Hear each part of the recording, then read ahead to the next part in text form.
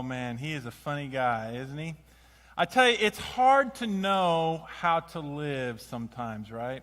And what I mean by that is how to act, how to talk, what to say, what not to say, what to do, what not to do. I mean, especially in this culture and context in which we're in. I mean, COVID has literally given us, a whole new way to live, right? I mean, there's things that you do, there's things that you don't do. I mean, do you go or don't you go? Do you open or don't you open? Do you wear a mask, don't you wear a mask? Do you vaccinate, do you not vaccinate? I mean, it's crazy. It's like COVID has given this whole different way to live life. And people are sensitive. I mean, how many of you have sneezed in public and went, you know what I'm saying, right? Or how many of you went, because you had a little something in your throat, but then you see the eyes looking at you, right? I mean, how do you live? How do you behave? How do you act? Because everyone's watching. Everyone's looking. COVID has literally given us a whole new set of rules and how to live. And what's even funny, we've taken it so far that people are beginning to kind of mark people as clean and unclean. I mean, they have apps now that will tell you when you're around somebody that's had COVID. Ooh, there's an unclean person. Yeah, hey, you've had COVID. Good to see you, right? Don't worry, I'm the same way. I have not seen my mother in a week. She has COVID, right? I do not go over there. I'm like, hi, Mom, glad you're there, but you stay in the house, right? Get over this. I mean, it's given us this whole new set of rules that we live by. We've established different practices, different ways to behave, different things to do and not to do. It's almost as though, listen to me, it's becoming a tradition for us and how we go into public. It's even gone so far that people will judge you based on these social expectations. My brother was telling me about a time he was in Minnesota. They were driving home, and he got out of his car in Minnesota to pump gas. And as he's pumping gas, he was not wearing a mask. And someone said something to him outside pumping gas. I'm not saying it's right or wrong. I'm not arguing one way or another.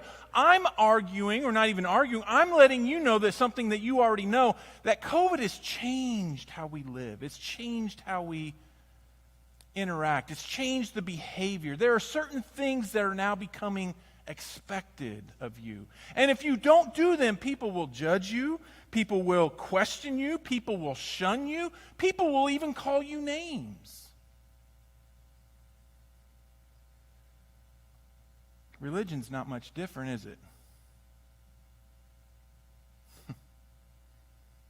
The question of most religion is this: how shall I live?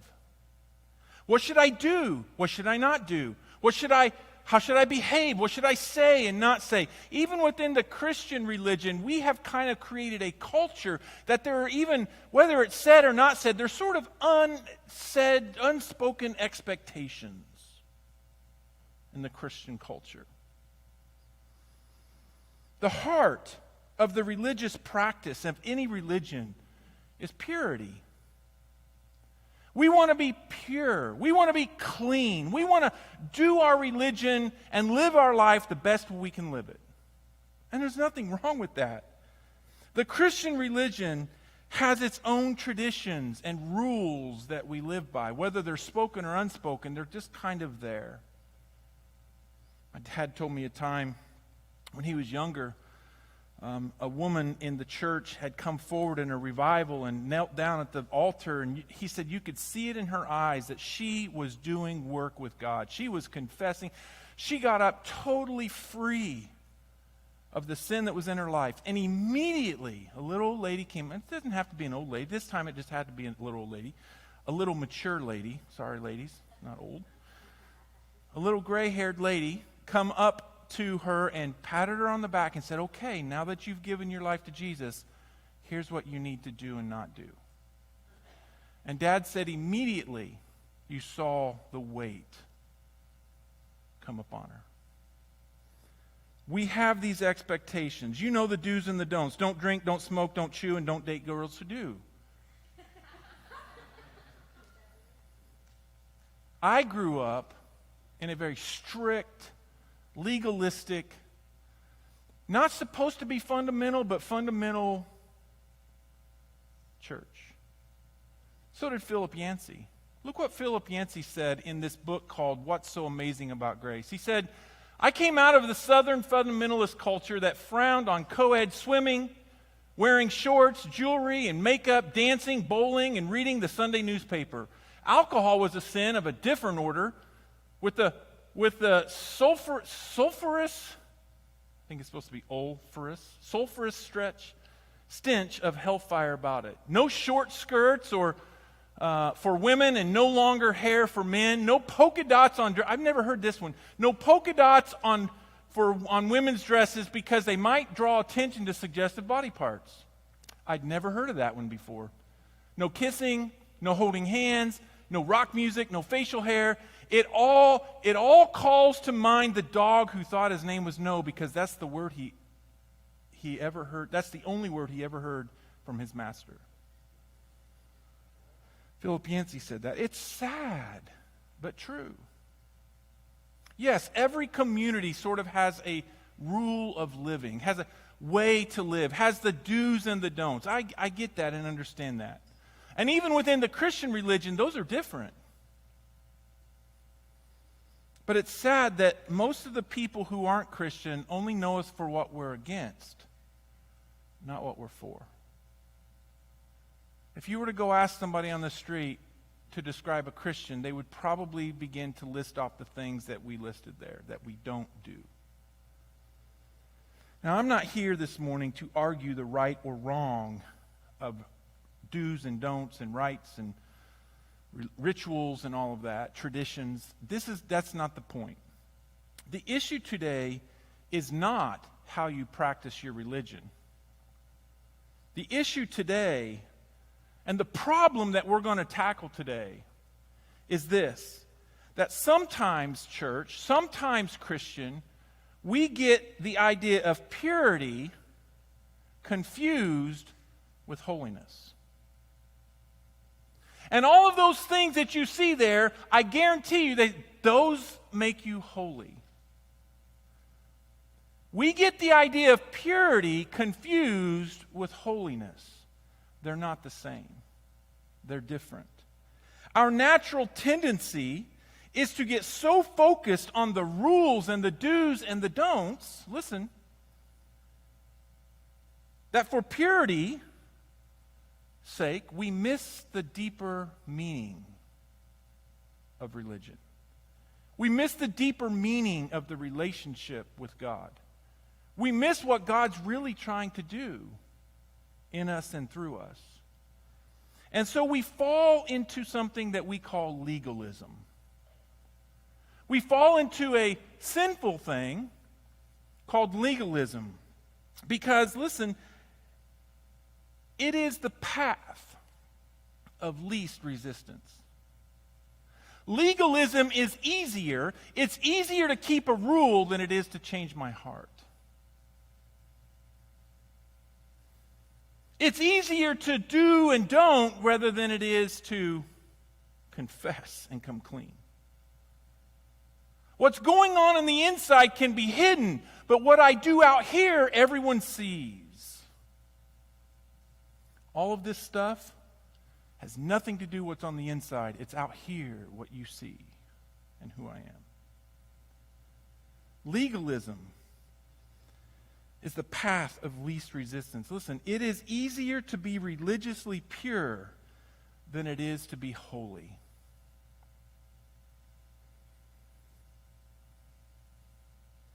So what is legalism? Well, I looked it up. The definition of legalism is this: dependence on moral law rather than personal faith. It's when we begin to stress obedience apart from faith. When we begin to care more about the rules than we do about people, we're on the verge of legalism. When we begin to care more about the rules and the way that I'm living versus what's really going on in my heart, we fall back into legalism. It's easier to check a box of religious practice. Yes, I do this, I do this, I do this. I don't do this, I don't do this, I don't do this. It's easier to check a box than it is to change a heart. Keeping pure is about keeping the rules. Being holy is about your heart set on fire for love for God and others. And that's very different. Jesus shows us this in Mark chapter 7. There's this scene where Jesus comes and the Pharisees come and the disciples are there and the disciples are eating food.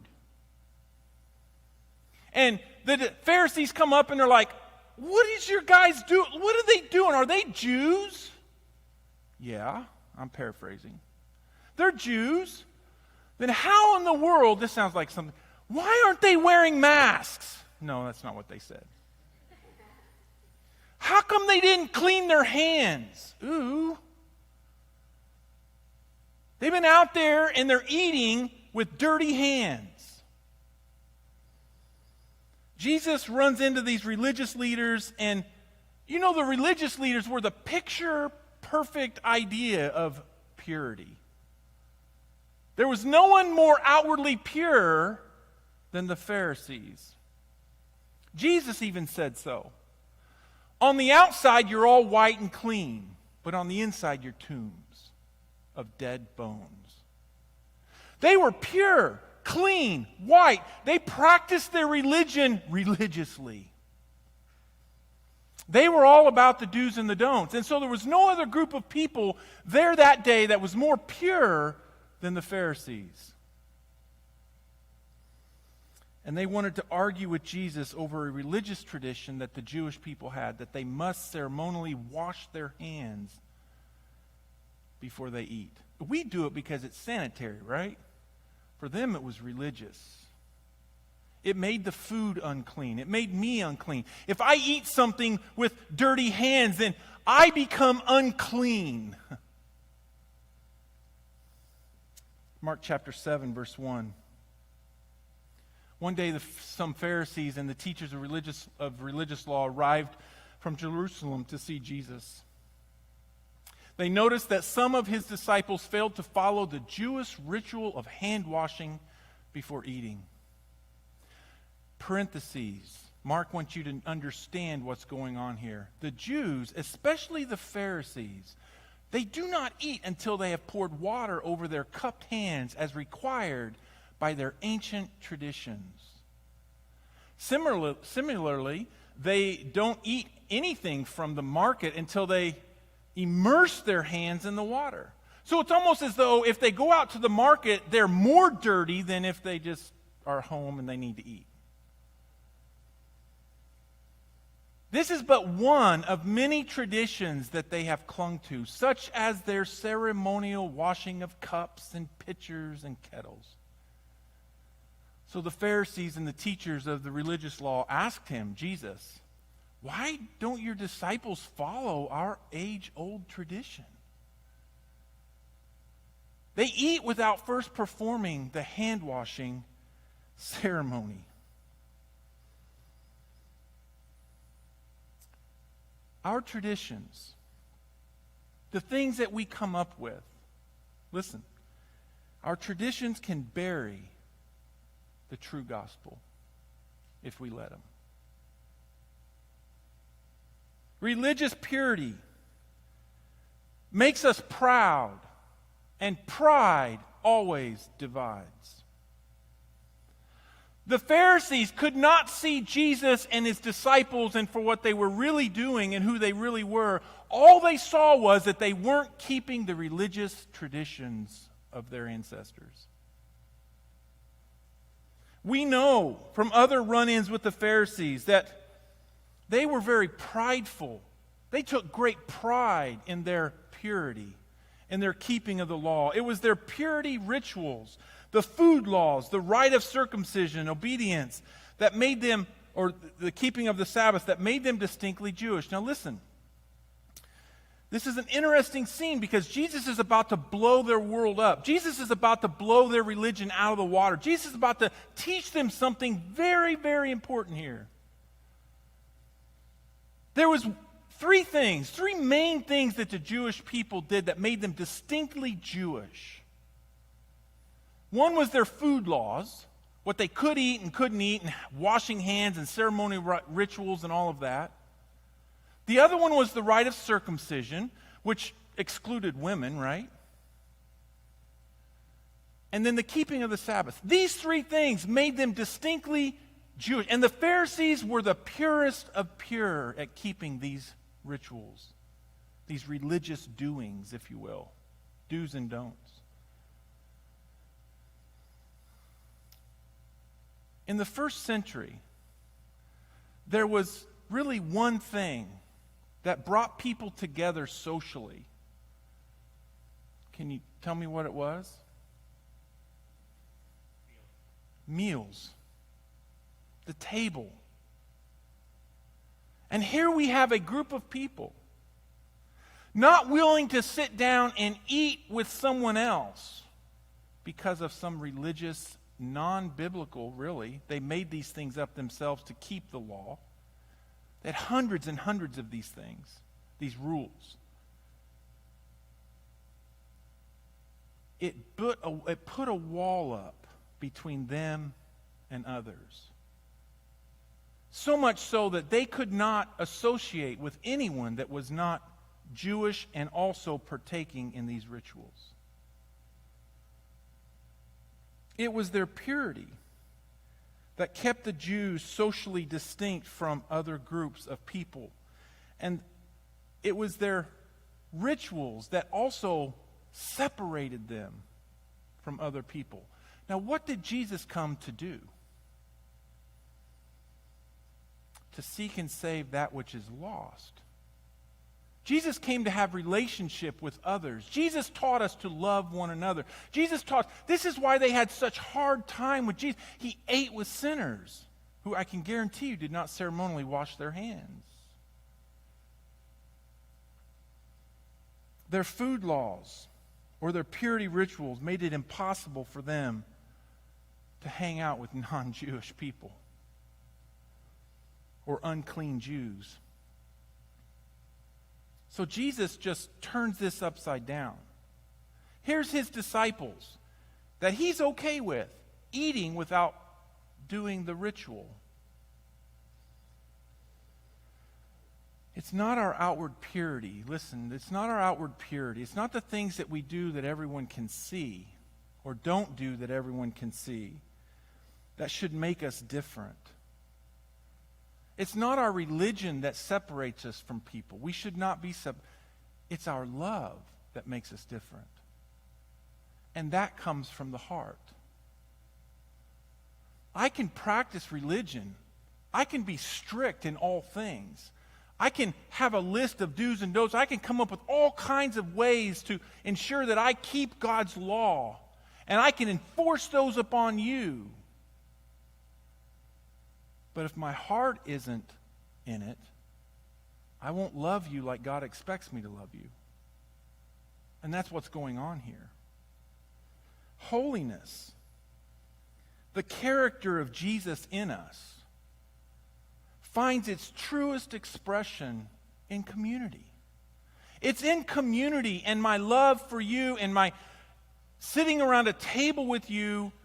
Even though you're different, even though you don't do things the way I do them, you think differently than I do. I may have questions about your life and what you do and don't do. You may have questions about my life. But listen, holiness, heart purity, which is love perfected in my heart, finds its truest expression when we come together around a table and we live in community with one another. Religious pride causes me to also compare and judge you.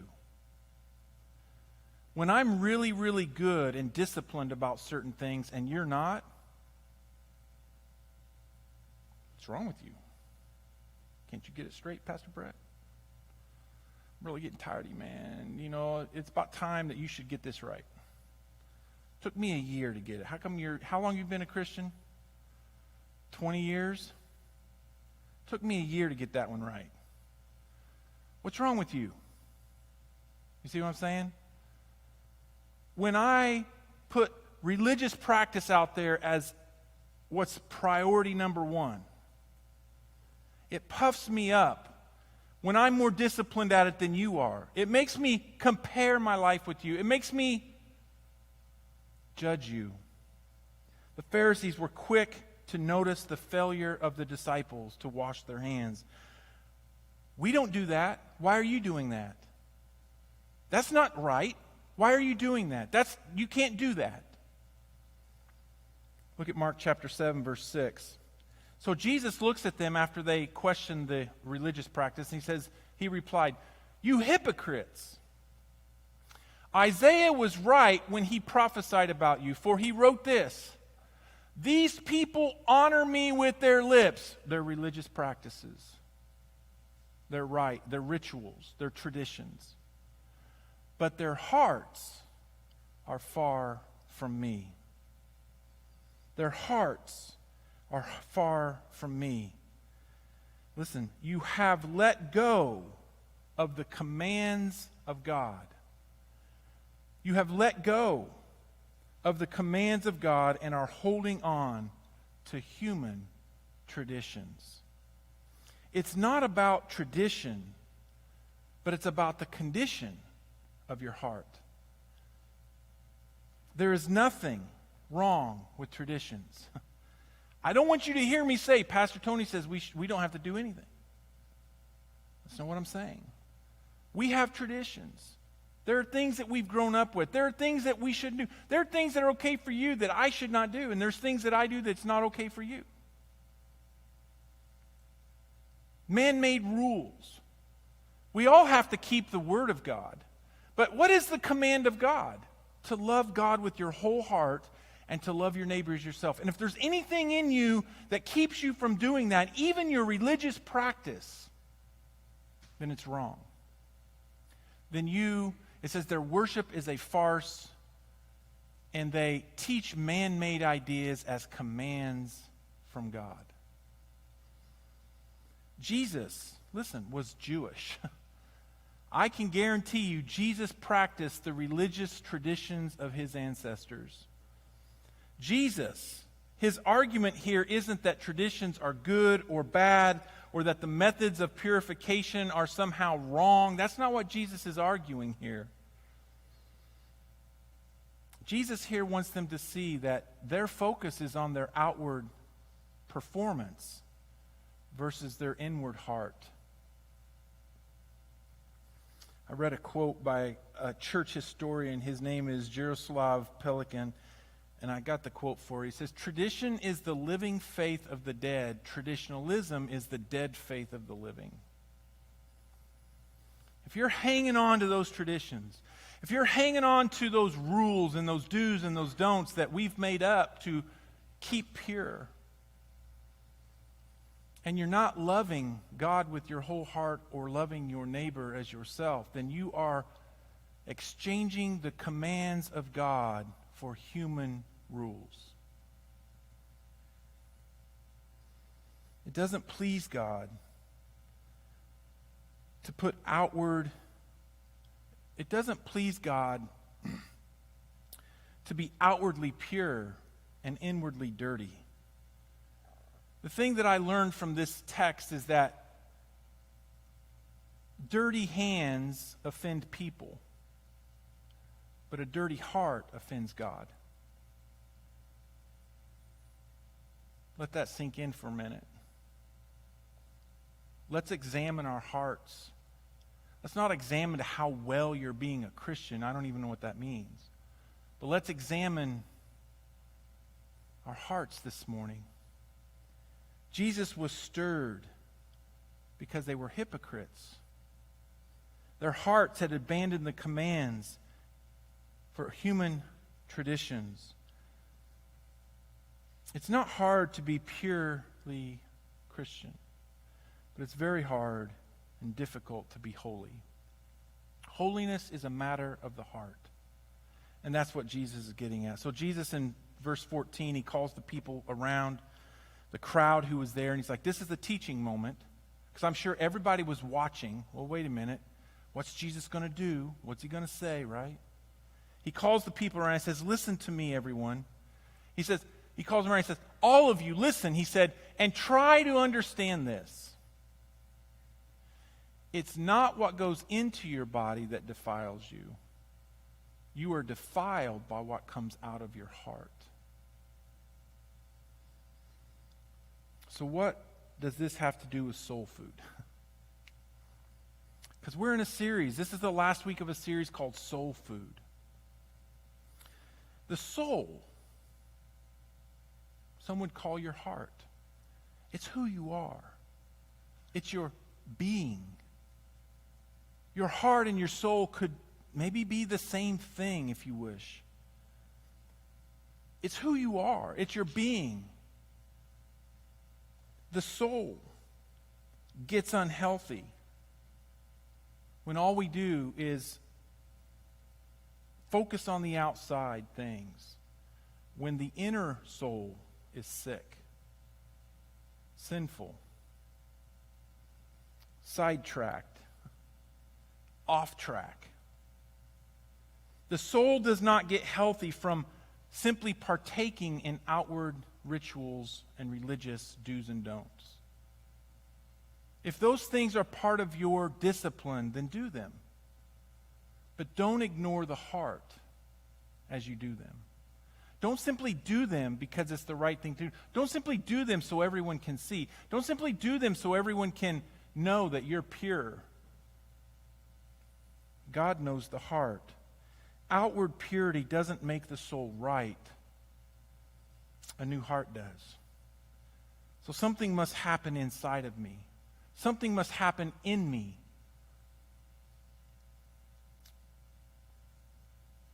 Jesus makes this point here, that what is wrong with you is not that your hands are dirty, that you're not practicing correctly, but that it's your heart that is broken and dirty.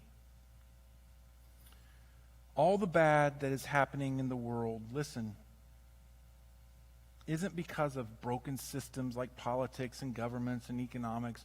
All that's bad that's happening in your family, the things, the brokenness of your family, the dysfunction and all that, we all have it.